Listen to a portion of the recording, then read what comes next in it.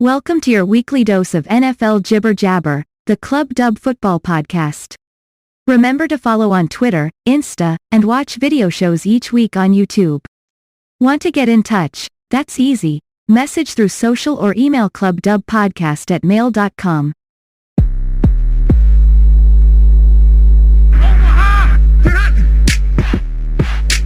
Welcome to the Club Dub Football Podcast, where the only question is, does your team make it into the club? Can he get in? No, he cannot! Hi everyone, and welcome to the Club Dub Football Podcast, episode 52.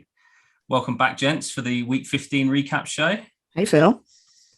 Hi, So Phil. for our regular listeners out there, you may notice that after 51 episodes, for the first time, it's a different voice opening the show this week, and is in keeping with the latest happenings in the NFL. Unfortunately, our podcasting crew has been struck by COVID-19. So Rob currently finds himself on our reserve COVID list and is laid a little low at the moment. So we're wishing you the best, Rob, and we hope you'll be back on your feet to join us next week. In Rob's absence, it's Phil here after my own 2-week absence from the airwaves, telling you to follow us on Twitter, Instagram, and watch a roundup each week on our YouTube channel. And if you want to get in touch, feel free to message us on our socials or email clubdubpodcast@mail.com. That's clubdubpodcast@mail.com. Always happy to hear from our listeners. So this week, I'm ably joined by Aldrin and JB for our recap show. Hi, guys. Hello, hello. So we're going to be looking back at all, or most, of the action from the Week 15 slate of games. And I say most because, as we alluded to on our intro there, there's still 2 games to play at the time of recording, which have both been delayed due to a high number of positive COVID tests in the league over the last week. So we haven't quite got a full slate of results to run through, but we'll get through what we can so far. And we'll have to hold off for our Week 15 winner until next week, as it still hangs in the balance, as I'm sure JB will update us on later on. The tension of that lofty result. So as ever, the past week has thrown up some unusual results for us to talk about. And we started on Thursday Night Football with a back and forth contest between the Chargers and the Chiefs taking a 34-28 win. We were then treated to Saturday Night Football this week as well, with the Colts running through the Patriots, especially with Jonathan Taylor there, probably best running back in the league at the moment, finishing up 27-17. One to make Aldrin happy there. Making another member of our podcast crew happy, we move on to Sunday with the Steelers beating the Titans 19-13 to continue their playoff push. The Bills recovered from last week's loss to beat the Panthers 31-14. And in a potential basement battle, the Texans overcame the Jets 30-16. Have I messed that up? The Jaguars. Apologies. The Texans overcame the Jaguars 30-16 in the first game of the post-Urban Meyer era. The Cowboys ran out comfortable winners against the Giants 21-6. And in probably the surprise result of the weekend, or arguably the season, the Lions demolished the Cardinals 30-12. And I'm sure we'll go on to touch on that later on. Maybe that's what's really held Rob a bit low this week. I think that is why Rob's not here this week, to be honest. The Dolphins extended their winning streak to 6 games, one of the hottest teams in the NFL, overcoming the Jets 31-24. The Bengals climbed back up to the AFC North lead with a 15-10 win over the Broncos. The 49ers ran out comfortable winners 31-13 against the Falcons. And in one of the most exciting games of the weekend, the Packers secured another division title, squeaking to a 31-30 win over the Ravens, who failed on a 2-point conversion to win the game right at the end. A really exciting finish to that one. And then, not dwelling on this, on Sunday Night Football, another surprise result where the Buccaneers were shut out at home 9-0 against an understrength Saints team. And the less said about that one, the better. So we again went to last night, Monday night. We saw the Raiders beat a COVID-affected Browns team 16-14, and the Vikings eliminated the Bears from playoff contention with a 17-9 win. So the last 2 games we've got are the Eagles versus Washington and the Rams versus Seahawks tonight, which are going to close out the week as we record this. So following a recap of some arguably surprising scores, I'm going to throw over to you first here, Aldrin. What was your highlight, or what did you think was the best performance of the weekend?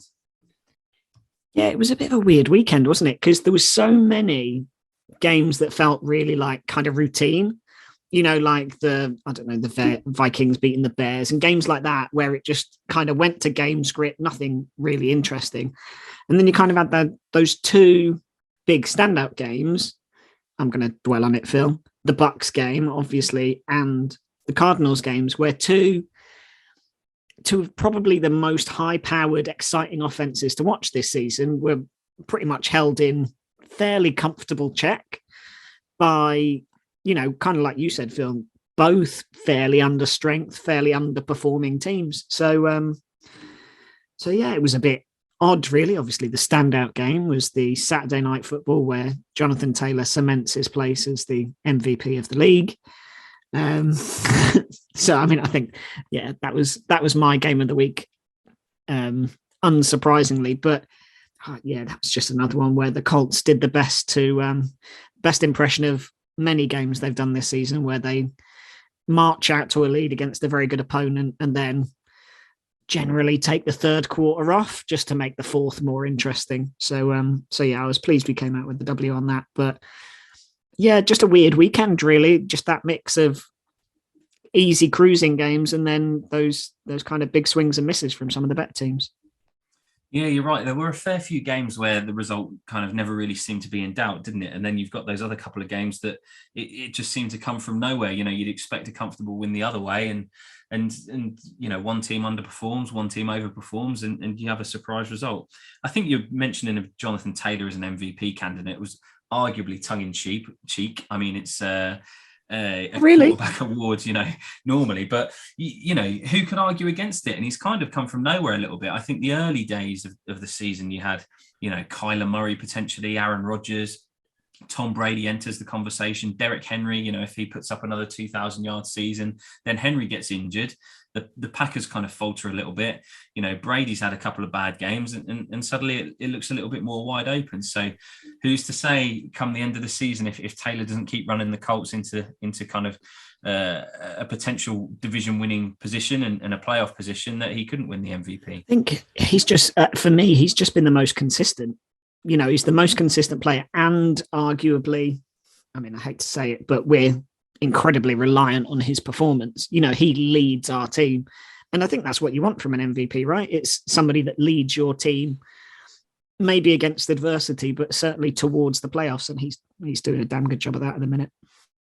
The Fox team in the game pulled up a graphic in comparison of JT's stats so far this season in comparison to the other running backs who have won MVP or been in the consideration, and he's right in there with the average for all of those. So I think, will he be the MVP? I don't necessarily think that's a sewn up as maybe other critics and commenters may say, but he's absolutely got to be in contention for it. And I think I said to you guys in our sort of our WhatsApp chat, I think the day after, there was something incredibly Derrick Henry about that run. The Colts needed to just salt away the game. They needed to just run the ball, get a first down or two, and take it out of the Patriots' hands. And Taylor just thought, nah, I'll just smash it. I'll just hit the hole at full speed and just absolutely go. And the thing I liked most about it was he got a hint of space. He still had 3 or 4 Patriots surrounding him with enough space to make a tackle. And Kevin Burkhardt on commentary just declared that it was done. He'd still got to go the full 60 yards or whatever it was. But from a commentary point of view, it's nah, they ain't catching him. He's gone. And he was. And that was really what you needed. I think you rightly called out, it was another one of those Colts performances where you get into the third quarter with a big lead. Again, the Fox team had a graphic for that. And you start to kind of look and think, oh, the Patriots are coming back here. Maybe Mac Jones isn't having as bad a game as we think it is. And it's times like that you need the leaders in your team to step up and make a statement. And kind of JT put the team on his shoulders and went, it's all right, lads, follow me. I've got this. Very good points made. Very good points made. So over to you then, JB. What was your highlight or your star performance of the weekend? I mean, come on, it's everything that happened in black and gold, surely. Joe Hayden rolling back the years and proving he's the greatest cornerback in the game today. TJ Watt breaking the Steelers single season sack record and coming within a sense. He's got a touch of potentially breaking Michael Strahan's sacks in a season record. I mean, I'm not going to lie, sat watching it thinking, oh, it's all going to fall apart here. It's all going to be a disaster. But so the big thing, I think, for me was just how well teams did despite all of the adversity that's going on. Like, you had so many games, so many teams impacted by gestures at the state of everything going on in the world right now. And yet, like, you still had teams really show what they're made of. Like, the Ravens brought it close. The Ravens brought it really close. And if it wasn't for maybe another questionable go for two instead of playing for overtime decision by John Harbaugh, maybe we talk about that game differently. Nick Mullins, in his first game for the Browns, had the Browns in first place in the AFC North for a little bit. Even if we use them as an example, Davis Mills, because they maintain that Tyrod Taylor is still the starting quarterback for the Texans. He came in and he had a good game. Yes, we have to account for the fact that they were playing the Jags, but he didn't look hopeless, which is what we've seen from some other rookie quarterbacks at various points this season. So that's kind of where I'd go. Interesting points there, James. And yeah, there were some real kind of surprising performances from some of the backups, I think. And if I think about my performance of the weekend, it's kind of includes one of those backups. If we look at Huntley at the Ravens, but my performance of the weekend, I think, is going to be Mark Andrews. You know, he pretty much dragged them through that game with a Ravens team that's completely banged up. You know, their quarterback's ill or injured as well. You know, I think they're missing their two starting corners as well, which I know a fair few teams are, but Andrews is really stepping up to the plate. I mean, he had a good season last year. I think he's arguably having a better one this year. And I think, you know, he was a real reason why they were so, so competitive, I suppose, on Sunday, and why they nearly came out winning that game. The 2-point conversion thing was maybe a little bit odd when you think that a point to tie the game would have taken them to overtime, but they obviously felt more confident in trying to win the game on that 2-point conversion than they did, you know, in if they took the game to overtime. So I kind of understand the call. I quite like the call as well. I like an aggressive, an assertive play call from a coach. So yeah, that was pretty interesting to see. But I think Andrews is definitely my performer. Did you see the video that came out? I think it was on NFL.com where I watched it. It was on the Ravens Twitter as well, where it showed how Harbaugh came to that decision. And when they got to that play, he went over to the bench and he was like, if we get to the point where we score this touchdown and, you know, we can tie the game up, do you want to kick the field goal and take it to overtime? Or do you want to go for the win? And Huntley was straight away said, let's do it. And Mark Andrews was the same. I think he said, yeah, let's go and win the game now. And afterwards he said to Harbaugh, you know, that was the right call. We had to go for the win. So I thought that was interesting. See, I disagree with that. In my extensive knowledge of not being a really successful Super Bowl winning NFL head coach like John Harbaugh, because ultimately you've got to win, and you need to look at what the more realistic chance is. Is it that you're going to pull off a 2-point conversion when you already haven't done that with respect to Huntley, your better quarterback, or is it you put the best kicker in the game, sorry Phil, in to kick the extra point and take it to overtime? And I think it's all what. Sorry, I was just going to say, I think it smacks of a team that is afraid of putting the ball back in Aaron Rodgers' hands and having the ability to stop him. I think that's more where it comes from, rather than, you know, them not wondering whether they can convert it or not. It's more that if we kick the field goal, all we do is delay the inevitable.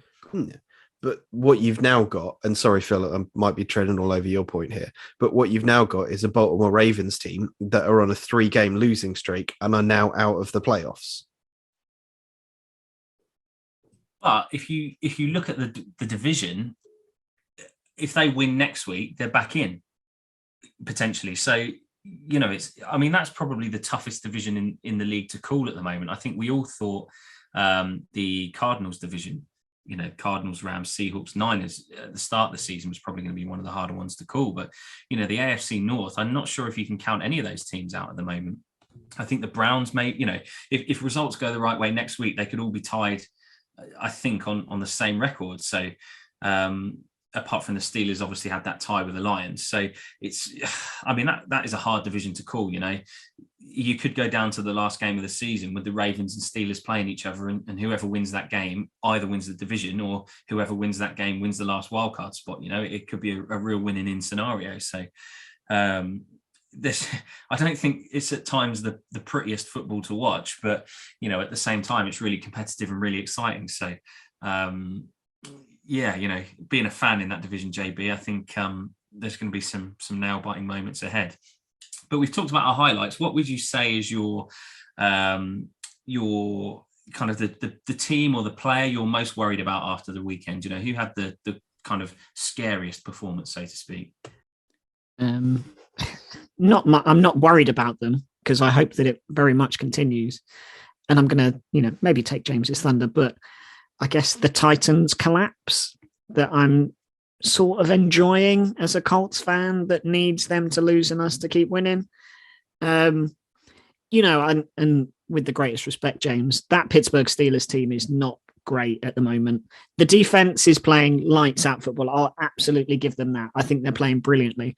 But equally, I think a half decent quarterback and a half decent offense can put points up against them. Certainly enough points to win a game, purely because, Big Ben and that Steelers offense is not really in sync, has not got it going, and is more than likely in each week going to score less than 20 points.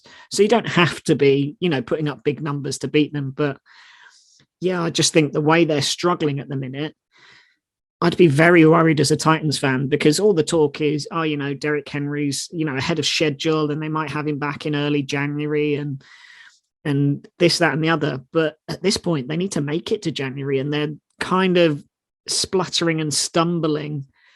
And yeah, I kind of hope that continues, but they look like they're struggling at the minute. I don't think they're helped by injuries, certainly. I mean, if they can get into the playoffs and get Derrick Henry back, rested, healthy in January, then I think they're going to be a threat to, more so than they have been in other years. But I think, if you look at one of their arguably big off-season acquisitions in Julio Jones, and he's been pretty much non-existent for them. He's missed a lot of time as well. As expected. And I don't think that's really gone in their favor. If he turned up as the Julio Jones in his prime, then, it makes them a lot more threatening through the air as well. So I think that's a big deal. I think they've also had some defensive injuries. Has Bud Dupree missed some time as well? Obviously picking him up from the Steelers. So it's not helped, but they've certainly gone into a bit of free fall recently. I think we were surprised when they coped with Henry's absence, but certainly over the last few weeks it's gone downhill. But you mentioned it earlier, JB, that pick from Hayden was great. And I think it was more so, there were two elements to that play. There was the great play from Sutton to get the receiver, get him down and the ball to pop up in the air. But, to have the presence of mind and the agility for Hayden to just dive in and grab that ball while it popped up was brilliant. So that was a great play, one of the plays of the weekend for me. And I think there was also the kind of that cinching tackle at the end as well. And that ended up being a far more dramatic thing than it needed to be, because obviously there's all of the talk about, it's it's within inches and everything like that, and then you go back and watch the TV replay, and like Stevie Wonder could see he was nowhere near the first down marker, and he hasn't seen anything since 1950. With apologies to Stevie, thanks for your continued support. We know you love the podcast. I think the Titans are an interesting thing because, and again, not that I want to keep harping on records and win streaks and everything like that. They're still only lost one. That was a loss after a win. So it's not like they're falling and they're crumbling and everything's falling around. Everything's falling down around them. But I think the narrative around the Titans is that, and it's that kind of impact that kind of loss can have on the team. When you look and think, well, the Colts are in the ascendancy, they're racking the wins up and they're winning games, but difficult games against good teams. Whereas the Titans are going into games that, last week, I'd picked the Titans to win. I thought it was an absolute foregone conclusion with how the Steelers have been. And it proves that I should have more faith in my team. But you have to pull those victories together. Good teams beat good teams. Super Bowl winning teams beat, I would say everyone, but beat adversity. And that's kind of what the Titans need to do now.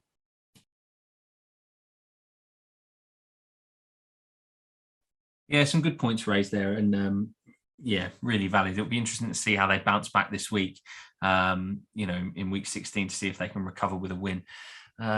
Just going to consult my cheat sheet to see who the Titans are playing this week. The 49ers, Thursday Night Football. So not an easy game. It's not an easy game. The 49ers have come on strong over the last few weeks. So it's going to be another interesting one. It's also going to be quite interesting because the Colts play the Cardinals on Saturday night, on Christmas Day.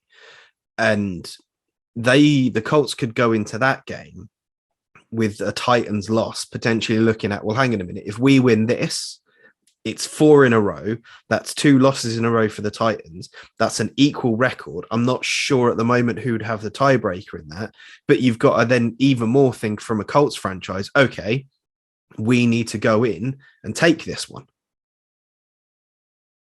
I think if we go and beat the Cardinals, we're just, in that zone where we've beaten the Bills, we beat the Patriots, we beat the Cardinals, we kind of have the momentum, don't we? I think if you look at that game as well, for the 49ers, if you want to look at the other side of the coin, if they were to win and then the Colts beat the Cardinals, they're only 1 game back from them. And 1 game back, assuming the Rams were to win next weekend, there'd be 1 game back from them as well. So from a few weeks ago, looking out of playoff contention potentially, and definitely out of division leading contention, it's all the 2 teams above them are coming back to them a little bit. So if the 49ers keep winning, then they're only 2 years removed from making a Super Bowl. So it's another real interesting division. So we talked a lot about the Titans. JB, what was your weakest performance? What was your scariest performance of the weekend? I mean, scary in the last week kind of epitomizes the amount of players that we saw be carted off. Obviously, there was the horrible incident with Donald Parham on Thursday Night Football, and then there was just Teddy Bridgewater just being the unluckiest starting quarterback, I think, in the league, because watching what happened to him was just made your heart sink when you kind of think you just want the guy to catch a break. In terms of things that you'd want to be concerned about, if I was a Patriots fan, hello, Nick, if you're listening, I would probably be worrying a little bit about Mac Jones, because while he's looked good the last couple of weeks, he hasn't looked great. He hasn't looked like that standout rookie of the year that everybody was touting him as. And yeah, he came back in the game against the Colts to bring them within a sight of having the victory. But you wouldn't need that drama. You wouldn't need that adversity if you didn't put the team in the hole in the first place. And you've got to look and kind of think that's kind of what he did. You've also got to look at, and apologies, Phil, what happened on Sunday Night Football, because that was terrible. I won't dwell on it too much because I don't know if you want to say anything about it yourself, but just for a team that looked hyped to make a second Super Bowl in a row and potentially win a second Super Bowl in a row, very unusual for Tom Brady. Don't know if he's done that before.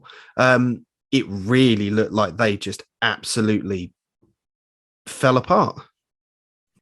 Yeah, it's a good segue, really. I think that would be my low light of the week, was the Bucs' offensive performance and special teams performance. I think, there's 3 phases of the game, and I think 2 of them were absolutely abysmal for the Bucs, and one of them was actually pretty good. We held the Saints, if you look at defensively in isolation, we held the Saints to 3 field goals, which is a really good performance. And I think if our defense can play like that against better teams through the playoffs, then I think, we do have a strong chance of getting there.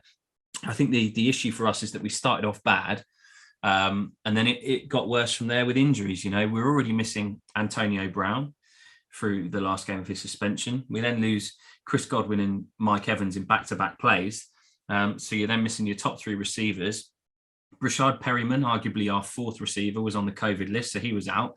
So you're then going down to your 5, 6, 7 receivers, Tyler Johnson and Scotty Miller, who both made big plays in the playoffs last year. But I think if you're then thrusting them into the game plan as the 1 and 2 receiver, they've just not had that exposure recently, or ever really. And then you take Fournette in the running game, and he gets injured, early in the second half. So it's tough to lose kind of big key pieces of your offense, and to then kind of recover against that when you're already not playing particularly well. It just summed up our night when Suckup missed a field goal that I think 99 times out of 100 he'd hit every time. And I think the play calling left something to be desired as well. Whether it was Leftwich, making sure he didn't get an interview in Jacksonville or something, I don't know. But there were a couple of plays where we were 3rd and short, and we try and make the long dump downfield. Gronk had his worst game, I think, of his career. He was targeted 11 times and only caught 2 of them.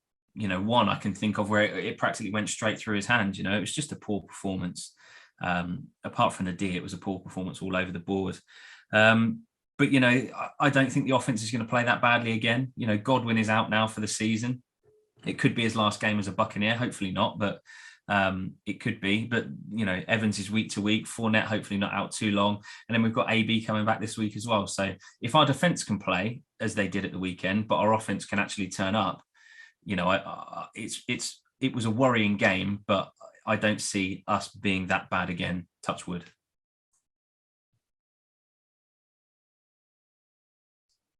So that was summing up our highlights and lowlights of the week. So as we do every week, it's now time for our hot topic.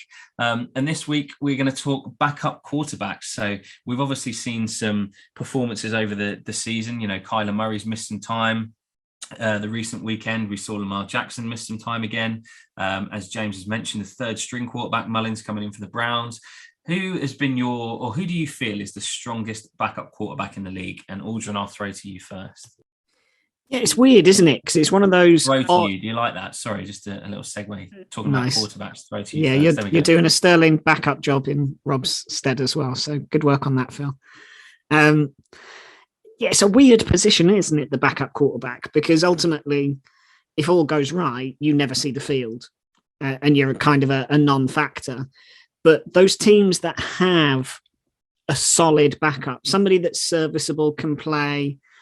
And can, I guess, keep the offense ticking in the absence of your starter is so crucial to a team's playoff potential. I think this year's been really odd because I feel like we've seen more than we usually do.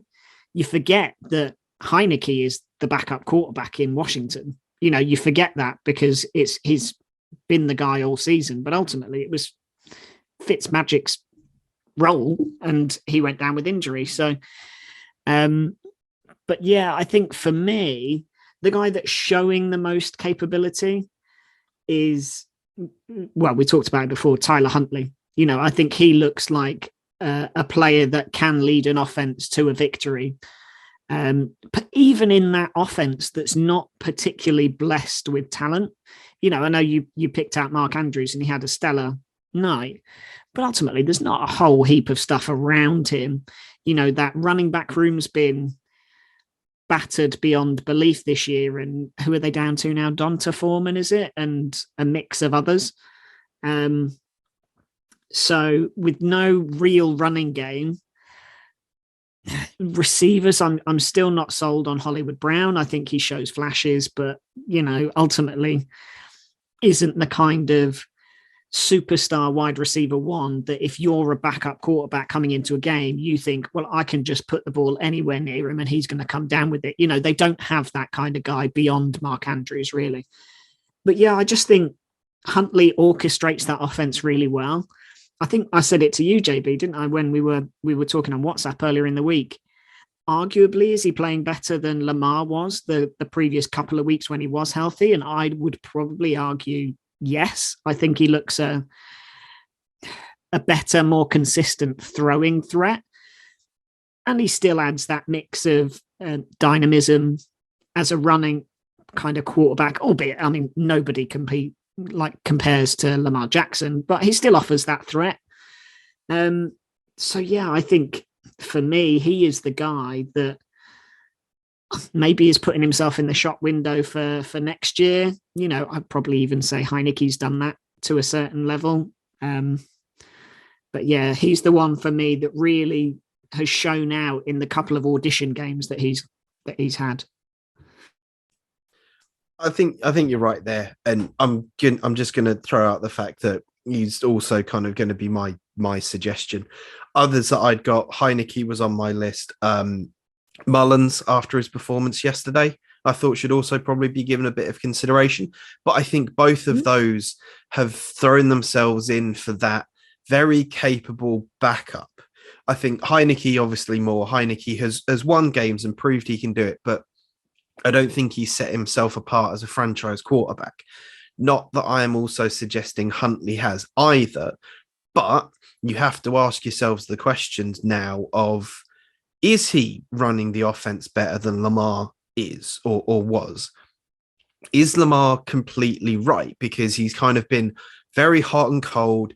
He's missed some games, with injuries. He's missed games with illness, doing air quotes, which was never really expanded upon as to what that was. Not that it should.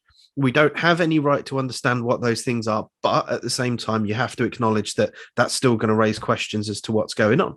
And the end of that game on Sunday night kind of left me with the question of, are the Ravens brewing a quarterback controversy? Maybe. I mean, I don't know, because I think that whole offense is solely predicated on Lamar Jackson being the guy. I think I kind of feel like Huntley's putting himself in the position that maybe you had last year with Taysom Hill and Jacoby Brissett, where you feel like maybe he comes in for a few package plays where before that was never even in consideration. That's kind of where that controversy, I guess, maybe comes in to begin with.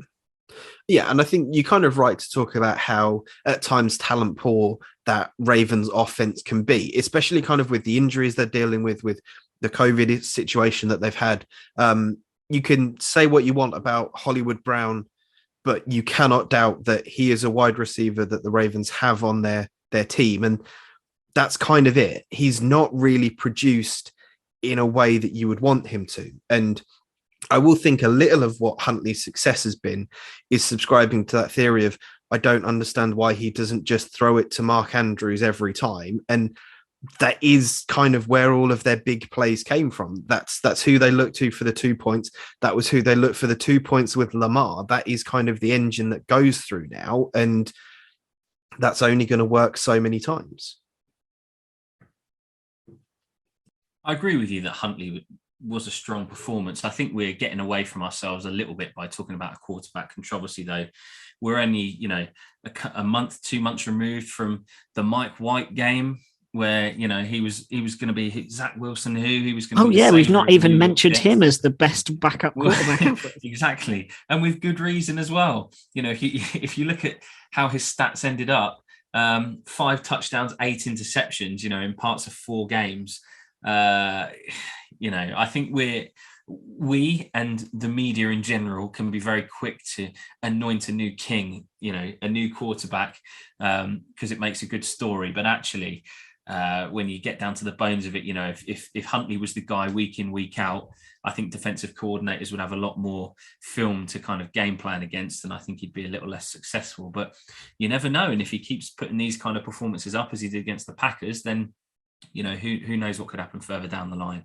But I don't see him displacing Lamar at the Ravens somehow. And then Phil, who's your pick? Go on. Well, if I think of my best backup quarterbacks, they're potentially players that haven't played a great deal or at all this year. One of them I would say is a package player, as we've seen with Brissett in Miami, as you mentioned earlier. And I think that would be Marcus Mariota. I don't think he did a terrible job with the Titans.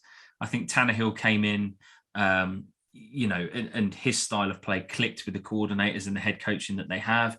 Tannehill came in at the time where Derrick Henry's kind of trajectory was massively upward, though, as well. It coincided, didn't it? Exactly. And you wonder now, if you put Mariota in that team with Derrick Henry of the last few years, would that have been much different? And it would be interesting to see. But I think you can see from his limited action with the Raiders, there's the game, I think week 15 last year where he came in and won in the game in overtime. He's got that ability. And I think at some point we will see him start for a team again, be it due to an injury or something like that. I think we'll see him come in and maybe earn a 1B or a starter contract somewhere else. I think somebody would have taken him somebody would have taken him in the summer if it wasn't for his contract, which basically meant that if he became a starter anywhere else, he was on the hook for like 22 million or something. Yeah, exactly. Everyone was like, yeah, you had a good game, but I'm not going to pay 22 million for that. Absolutely. And I think if we look, if you look at the first round of the draft last year, there were 5-6 quarterbacks that went. It was a real strong quarterback class. So, all those teams who were in need kind of could pick one up through that. But I think this year it's a much thinner class in terms of quarterback ability. I certainly don't see one going number one, and it looks like the Jags are going to have the number one pick again. So I certainly don't think they're going to give up on Lawrence that quickly. So it'll be interesting to see. You think, as we've touched on earlier, the Steelers, it's got to be Big Ben's last year. I personally think he's holding them back slightly, and I think with another quarterback they'd have won a couple more games. So there's him. There are other quarterbacks. What's going to happen with Danny Dimes and the Giants? They've shut him down for the year now. He's on injured reserve. Do we see him coming back there next year? I don't know. So you're saying Glennon's your pick, Well, it was no surprise. Put it this way. Sorry, JB. I was just going to say the Giants are talking about starting Jake Fromm this week. Exactly. So I don't think our affectionately named Barry Glennon is going to be the answer for the Giants. And sorry, Phil, we've talked a lot, and I don't want to again tread over your points here. But if they're seriously bringing back Joe Judge, I think they're seriously bringing back Daniel Jones, and they're seriously going to be outside of playoff contention yet again. Yeah, I think, look, Glennon's not the guy there, and it was no surprise for me to see From warming up there, in the fourth quarter, and I think he will get the start, because why not? They're not going to make the playoffs. They've got nothing to lose. Why don't you see if there's a diamond in the rough there that he could be your guy moving forward? The Bills drafted From, didn't they? And they drafted him high, with a reasonable amount of reputation behind him. So who's to say he doesn't come in? Yeah. Dak Prescott was a 4th round pick. Brady was a 6th round pick. Who's to say that, someone like that doesn't come in and just turn it on? Spoiler alert, it's not him. He's not going to be that guy. But I think that, if we're looking at other potential quarterbacks who could be starters, my other kind of strong backup, I would say, is Minshew with the Eagles. I think he did a good job when he came in for the Eagles. I think he did a good job with the Jags over the last couple of seasons. And I think you've seen how good that Jags team is with the all generation QB1 that they drafted. So exactly, I think he did a pretty good job. Exactly. So, does that reflect well on him, and how, will that shake out? Will there be a team who are in need of a quarterback and want to kind of give it another go for Minshew mania? Who knows? But yeah, I think they'd be the two that I'd pick from. If I was putting a team together and I was having to pick backups, to be my starter, it'd probably be one of those two. Good shout. I like him. Excellent. So we've been through our highlights, we've been through our lowlights, we've touched on our hot topic. JB, it is over to you for the results and scores roundup so far for week 15. So we have 2 games left. Have we got a clear-cut winner? Is it up in the air? What's going on? We do not have a clear-cut winner, and exactly as everyone will have expected when we made our predictions last week, it is all coming down to the Philadelphia Eagles and the Washington football team.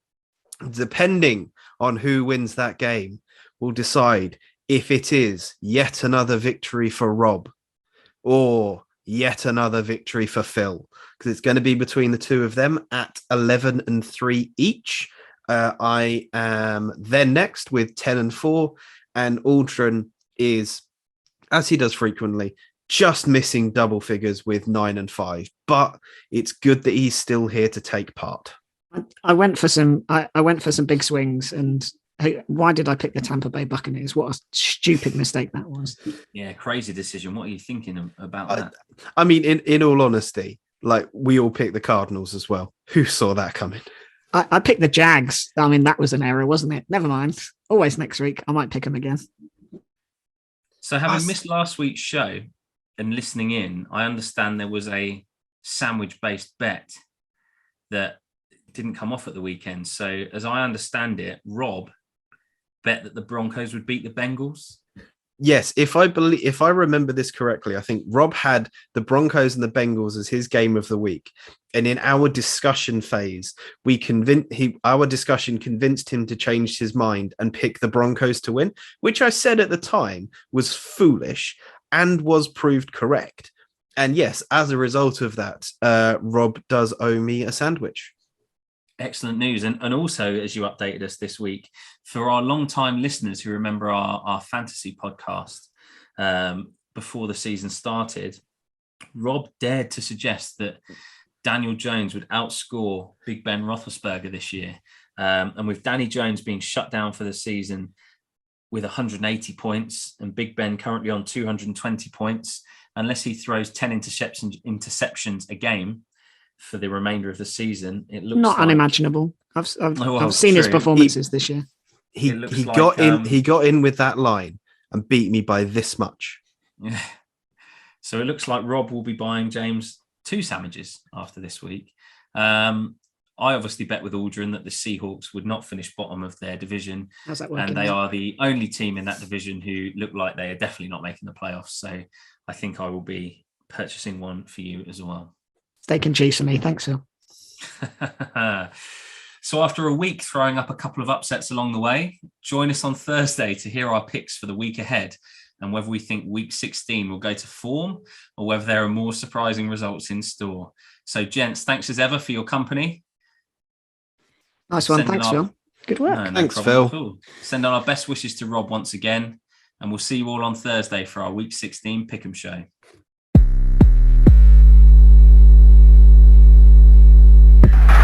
This is amazing. Remember to subscribe and be cool. Tell your friends.